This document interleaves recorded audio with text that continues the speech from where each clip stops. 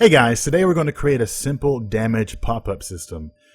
All that's going to happen is when our enemy or something in game is damaged, we're going to call our pop-up controller, whatever that's going to be, and we're going to pass it some text, pass it a location, and it's going to spawn that text at that location on our enemy or our player or whatever's taking damage. It's going to show the amount of damage it's taken. It's going to animate and then fade away and destroy. Now, we're not using any kind of pooling system, as that would just take a bit more time, but just Google it. You can find a system that's free and easy to incorporate in something like this. And I would definitely suggest you do that for something that you're going to be creating and destroying. You should be recycling those. So what we're going to do is, first off, I want to create the actual text element. So I'm going to go ahead and just go up to my canvas here. I have a little project. It's got an enemy, and if I play it, you'll see this enemy moves back and forth. He moves back and forth, and this guy just sits still right there. And if I click on them, you can see that damage is dealt to the enemy, a random amount of damage between 0 and 100. And we're going to use that system to show you how you can use your damage system to display the damage dealt, right? It's a pretty simple thing to do, but if you don't know where to begin, it's kind of hard to understand, right? So all it is my enemy is a simple script with a couple of virtual methods, and then my block is just calling damage on mouse down. Very simple. So I'm going to go to my canvas I have in the scene here. I'm going to right click on that, and I'm going to go to UI, and I'm going to create a text element. And I'm going to call this Popup Text. And just for this, I want to put like 16 or so we can see what it looks like as a number. And I'm going to say it's probably going to be about size 20. And I want to add an outline. Just stylize it a bit. Now, these outlines are not very efficient, so be careful with them, but I just want to do it just so you can see the text a bit better on screen. And I'll make it bold, and the color will be something like that. I'm not going to spend a lot of time on the color. And that's great. So now all I want to do is animate the pop-up text so that whenever I display it on screen, it's going to like slide up and fade away or bounce or something like that, right? But if I do that, it's going to be animated relative to its position, right? So I want to make it relative to its parent position. Then we're going to move its parent around so that the animation doesn't always jump back to whatever position I animated at, right? It'll jump back to that, but it'll be within a parent that is being moved to wherever we want it to go. So I'm going to go to Canvas. I'm going to create empty. There's an empty object. Whenever you create it inside the canvas, it gets a rect transform instead of a standard transform. So it works the same way as other UI elements within the canvas. And I'll call it Popup Text, text parent. Very creative. And I'll put Popup Text inside of the text parent. So if I go to 2D and I go to Popup Text, and double click on that to center it up here. And I'm going to align this to the center. And what I'm going to do is I'm going to take the parent and I'm going to just bring it out a bit. And that's going to be centered, but I'm going to make it a bit larger. Now this is, you could put, the size depends on your game, right? I don't have anything in mind, so it doesn't really matter. But it definitely depends on your game. So I'm going to leave some room for some big numbers or some other text in here or whatever. So just like that. Now what I'm going to do is I'm going to grab Popup Text and I'm going to go to Animation. If you don't have this tab here, which you won't right there, go to Window and go to Animation. Now within this, I want to click Create while I have Popup Text selected, not the parent, but the text. We want to animate it relative to the parent. Remember that. I'm going to click Create. And I want to call this text slide. Sure, that works. Text slide. And that's going to add the animator component to our text object. It's going to start us a clip over here for us to work with. So with that selected still, I'm going to go to Add Property, and I want to go to Rect Transform because we're going to animate properties on the Rect Transform. And I'm going to animate the anchored position.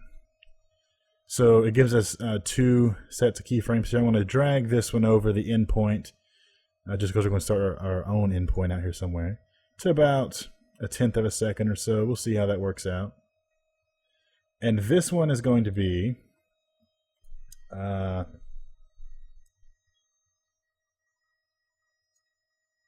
first of all, I'm just going to zero this up at the start on the first keyframes.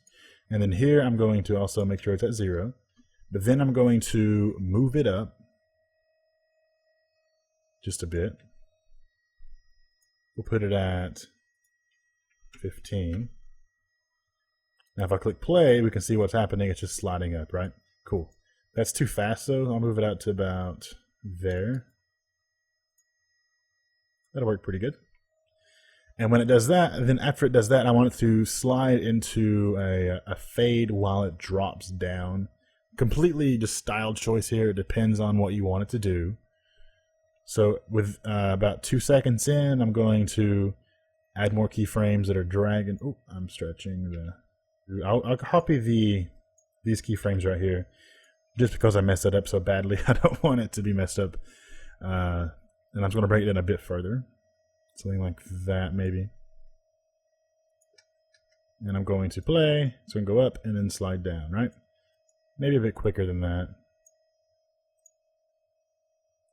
All right, and the smoothing that I want, I'm just going to do a flat. It's got a nice little motion to it there. And with that, I also want to make a fade. So whenever it's when it's sliding down, I want it to start lowering the opacity. I want you to start seeing the fade as it goes down. So I want to go to Text and Color and drop that down. And then I have an alpha property here. So I'm going to drag the endpoint to about right here. And then I want to go out to the last frames there and set it to 0. So we have 1, and then the last time that it's full opacity there, and then boom, it's going to be nothing. So see how that looks. Goes up, starts to fade out. I can make it fade out a bit earlier than the actual end of the animation though. It's not bad. It's kind of weird with the outline, but whatever. So I'll take the animation that I created and the controller for it and drag it into my animations. I don't really have any organization going on here, but that's just for now. And I want to create a prefabs folder so we can access this object. I'm going to create a folder in resources though, because I'm going to load it through resources. Inside of resources, I'm going to add a prefabs folder. Not the best way to organize this, but it's going to work for this example. So inside of resources, prefabs, I'm going to take the parent and drag it in right there and create a prefab from that. And with that, I'm going to delete that from the canvas. Cool, so we have that. I'm going to go to scripts now. We're going to create our actual, the script is going to be on the text itself. It's going to handle destroying it. It's going to handle a method that will update the text on the object once you instantiate it. So I'm just going to call this floating text, I guess, whatever you want to call it. Going to open this up. You can see my block and my enemy, very basic stuff. So I'm going to get rid of this so we can have a clean document to work with. So floating text, what does it need to know? It needs to know the length of the animation on our text so it knows when to destroy the object. I want to destroy the object when the animation has completed, right? We could go to the animator and get the exact length of it and then put that in here in the destroy method, but that seems kind of silly. What if we adjust the animation? We have to go back in and change it to match the length.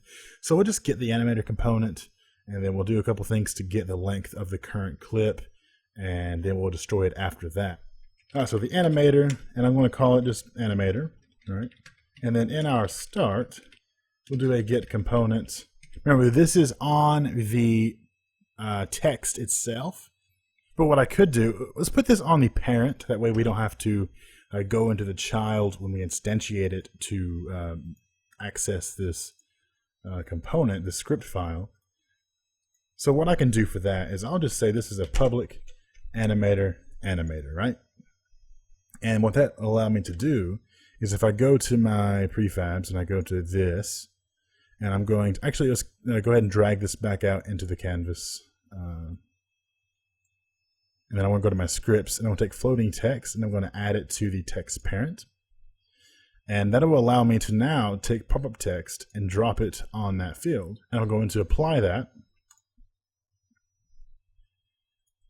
So now whenever this is created, it will instantly have a reference to our Popup Text, right? So on start, it'll have a reference to our Popup Text animator. I can't say Popup Text very quickly, apparently. So it'll have a reference to our Popup Text animator. And we can work with that on start of our floating text. So we can say like, we want to get the animator clip length, right? So if we were to go to animator, which is the reference to the animator, and I wanted to, it's something like, let's type in get current animator clip info is what I want. Not the state. The state is deprecated. You want the info. And this is going to return, as you can see, an animator clip info array object. So I have to do that. We're going to say it's a animator clip info array object. And I'll call it clip info is equal to animator dot get current animator clip info and 0. So this is going to grab the current clips from our animator. It's going to store it in this array for us so we can work with this array. And the only clip it's going to find is the one clip, the animator text up and down, right? That's all it's going to find. That's all we need. But it still returns an array either way you do it. So we have to work with the array even if we don't want to. So what I can do now is I have clip info, right? It's an array of animator clip info. So I can say the first one in that array, and then you want the clip, and then you can grab the length of that clip, just like that. So we're going to do that to set up our destroy, right? This is simple destroy, allows for a time parameter. So if I say I want to destroy, it'll be like this game object, but game object is a reference to the component, this specific game object. And then I could pass in the amount of time it waits before it destroys this object.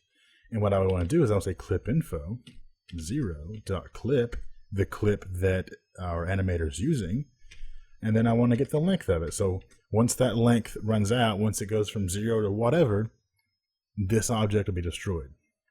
All right, so now we need a reference to the child because it is text, and we need to update the text based on how much damage we do, right? So we have a reference to the child's animator component. So what we could do is just use this to get a component that's on the object this component's on, and just get the text component.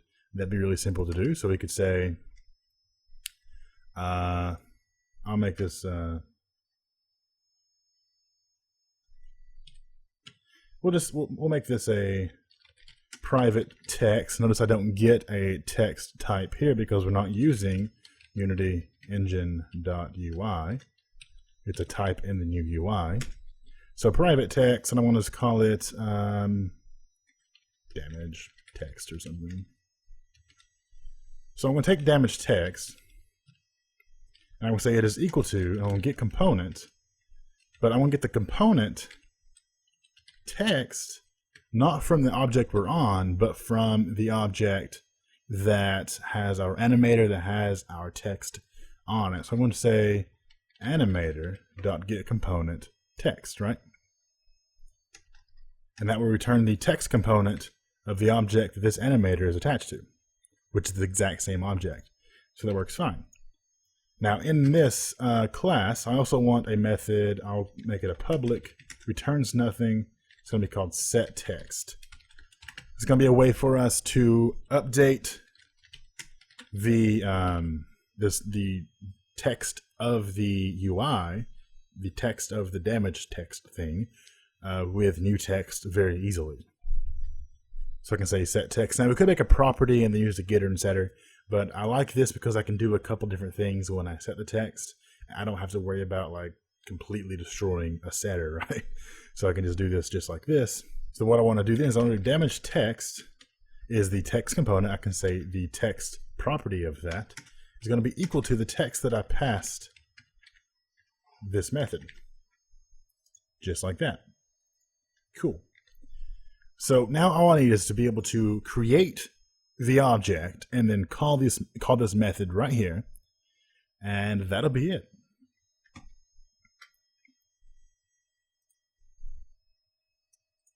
So I want to create a C# script, and I want to call it floating text controller. Now we're going to create a controller for this. The system I was using an event to handle when damage occurs, and then I'm just calling this from an event handler, right? But that's a very common thing to happen is damage. And I don't think for each bit of damage it justified an event, right? So this way I'm handling it is, it doesn't feel as clean, but I think it is cleaner. So this is going to just be a static couple methods that we can just call from wherever we need to call it from. So I want to say public static void is going to be create floating text.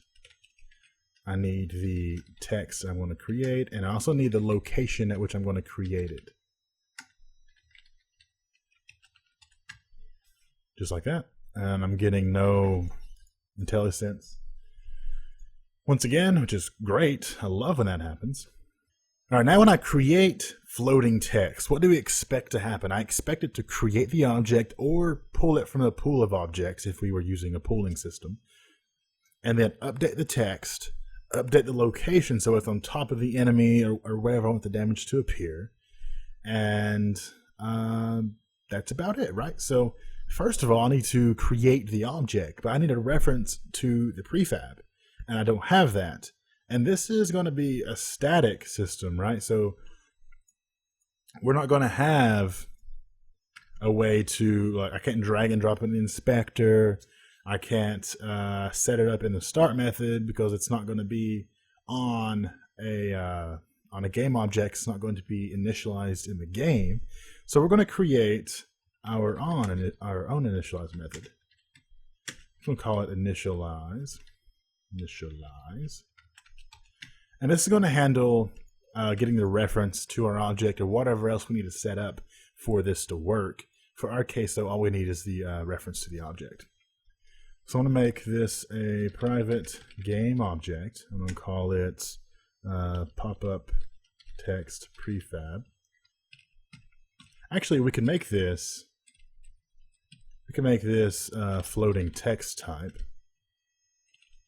just like that. So we don't have to cast it or anything. We can just do that. And then I can say in the initialize method, I'm going to say Popup Text.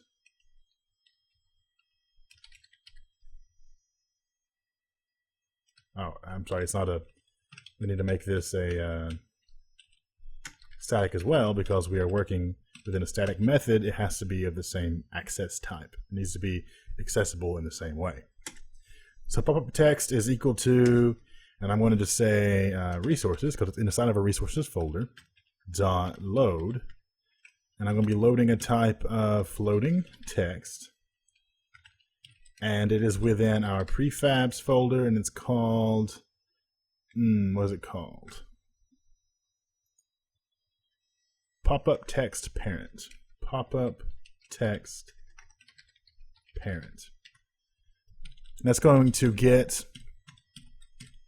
this prefab, and it's going to return the type for us of floating text, which is great because our pop-up text is of type floating text.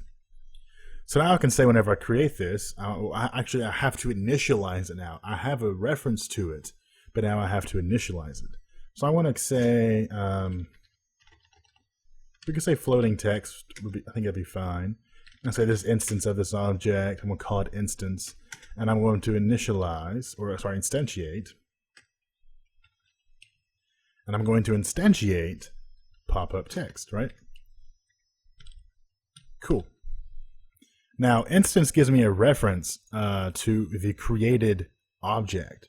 So now this holds the created object, this variable. So I can now access properties, files, components from this reference. So I can say instance dot set text is equal to text. And that's cool, right? So that's all we have to do for that. But the location is going to be just wherever, right? And we can't have that. And also we have to set the parent to be the canvas or it won't render correctly. So I'll go ahead and handle that. We need a reference to the canvas. So we can do it the same way. I can say this is going to be a canvas. And I'll just call it canvas. And I'll say canvas is equal to GameObject.find. I'm going to find it by the name of canvas. You can have this set up however you want.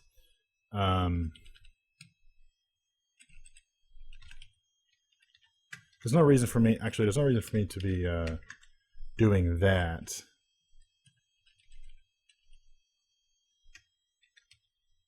I actually want this to be a game object. There's no reason for it to be the canvas component.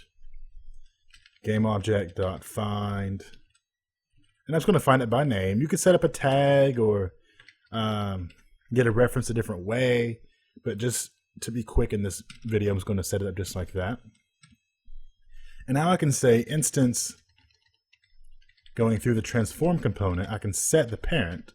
You always want to use set parent if you're changing the parent of pretty much any object, but especially of UI elements.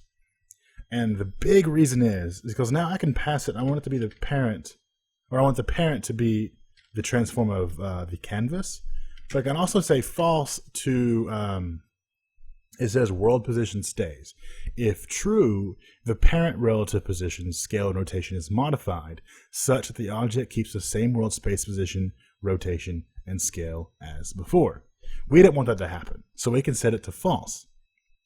We only have that control if we're using the set parent method. If we're using transform.parent is equal to transform, then we have an issue and we can't modify it in that way. So we need to make sure we're using set parent, and we can use that for anything, so it's not a bad habit to have. But now we have to handle a location. But before we get that far, I want to make sure we can have everything working, because the location we're going to have to convert from world coordinates to screen coordinates, and that's going to be a little bit tricky. So I want to go ahead and set this up. Yeah, do whatever. So that it works. Now when I click on my object, it's going to call take damage, which is this method right here. So I'm going to call floating text controller, create floating text, and I want to pass it a text value. I want to pass it the amount of damage I'm doing. That's what this method knows. It knows how much damage is being dealt. And I want to pass it a location, which is just a transform. So the transform I can pass it is the transform of this object, this enemy. There's an issue there somewhere. Oh, it's a string, so I can just convert it to a string. Because the method in here is looking for a string, and I'm passing it a value. We could accept an integer and then convert it in here. It doesn't really matter, however you want to handle that. But transform is going to be the location of the enemy that is being dealt damage, or whatever is being dealt damage. Okay, now we'll click play.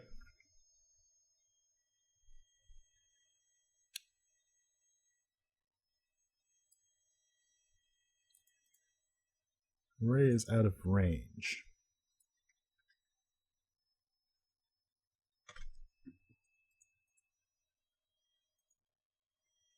Why don't I have... What happened to my... Oh, no, it has a reference to it. Did I not apply it? Well, let me just... I want to comment that out for a second, and then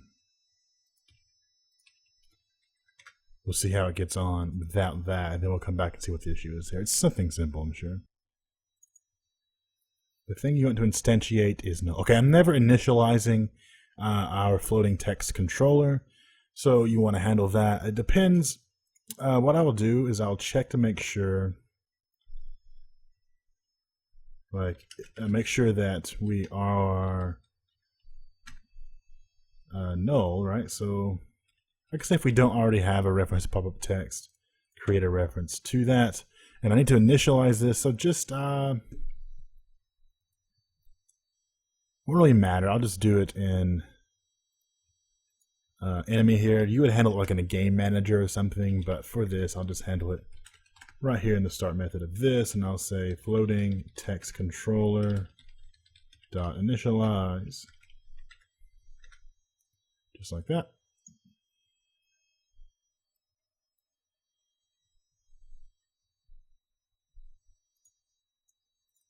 Got an object reference error. It's saying damage text dot text is not getting anything. So if I want to, I have a feeling this is an execution order error, right? So if I were to say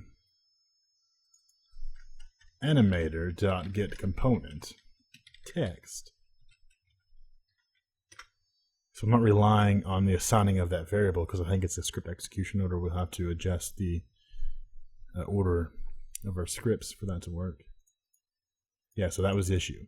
So the problem is this isn't being fired in time before set text gets fired. That doesn't make sense though, because this happens. This should happen before this happens, because I'm instantiating it, then I'm setting its parent, and then I'm calling it. Let's see, that can't be right.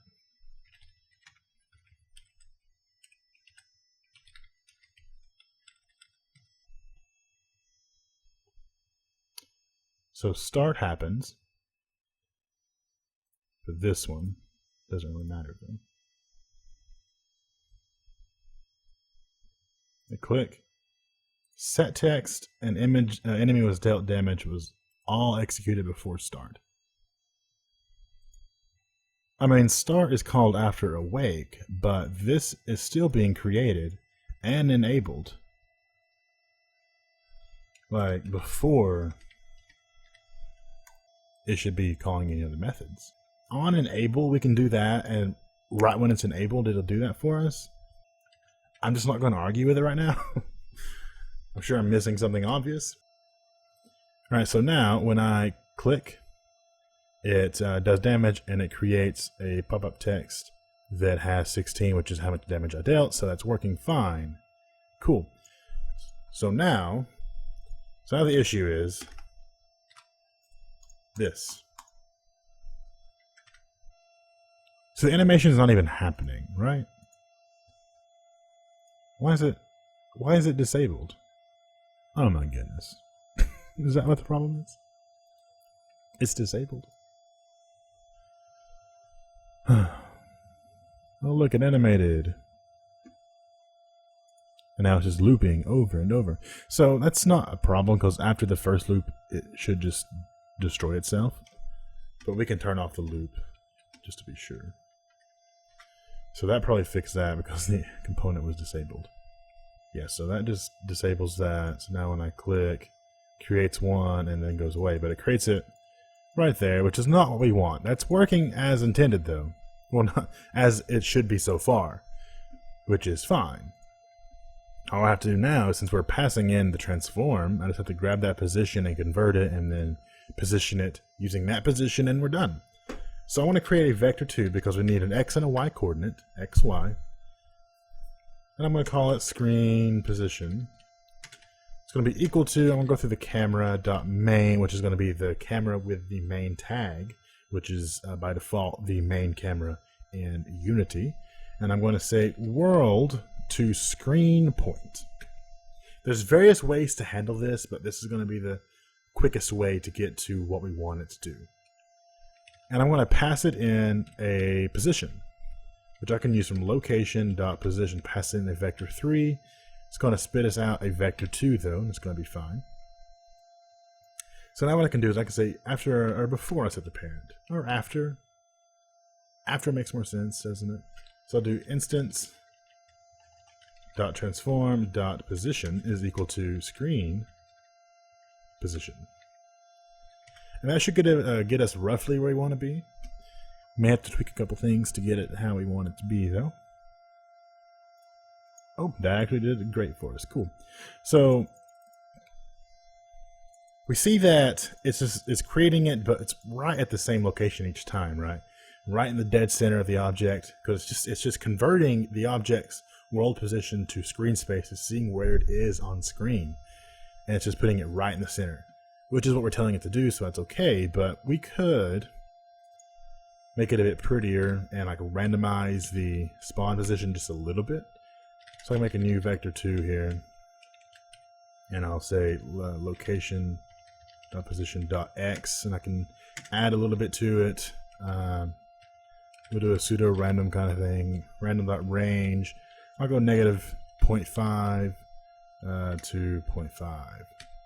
So it'll give us about half a unit down, half a unit up, or to the left or the right. I'll just copy that, and I'll change it to Y, and we should get a bit of a randomized kind of look to it. Click, click, click, click. Yeah. Yeah, it's a bit off, right? But just adjust it to how you want it to be. Just play with the values till you get something that looks like you would like it to look. If you have any questions, I have something exciting for you. I have a website. It's a forum. It's been active for a while, and it's been doing okay, but I've never advertised it on here because I've not made a video since I started it. And it's a forum that is going to be a dedicated support forum for this stuff. There's tutorials over there for the inventory system that we just did that extends it with equipment and consumables and stackables, and you can do all kinds of cool things with it. So check that out. There's all kinds of tutorials there for you to check out, and there will be more tutorials that extend other systems we create on the website. And if you have any questions, that's the place to go. ForgeUnity.com. I can get to your questions and answers there very easily, and I can also share those with other people that have the same questions. Makes it much easier. Thank you guys for watching. My name is Austin, and I will see you next time.